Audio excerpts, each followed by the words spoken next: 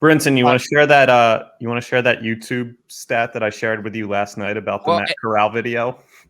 Oh God, it's the most disliked video in the history of the Pick Six podcast. Like the percentage of dislikes relative to likes, the highest it's ever been. Our average approval rating for a video is 95%. Good. Thank you guys for liking. That one, 19%.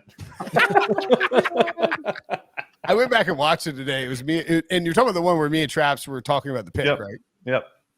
I mean, I wasn't unhinged, but I was pretty pissed off. I splashed an F on the thumbnail because you called it an F. Traps did not call it an F, but you called it an F, so I felt comfortable, getting the people to click on it because you called it an F, and fans were not happy. Fine. I'll throw an extra loser on here. Panthers fans, do you know how draft picks work? Do you know how draft capital works? You think they're I got random jabronis quote tweeting me LOL. I love when the NFL media shows their ass and doesn't understand how the draft actually works. I'm like, do you think that's how it works?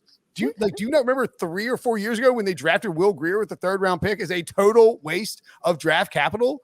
We listed all these dudes who were drafted in the 3rd round that are really good football players, and it's almost never a quarterback. I like Matt Corral. I like him as a player. I'm fully prepared for the blowback if he ends up being a Hall of Famer or even a Pro Bowler. Even if he's an MVP, I'm fine with it. But the idea that the Panthers would be and moan for 2 months about not having a 2nd or 3rd round pick and then trade back into the 3rd round for next year's 3rd rounder and draft a quarterback when you could have sat there and taken Sam Howell at no extra cost. There's no one on planet Earth that can definitively say Matt Corral will be a better NFL quarterback than Sam Howell. There's just not.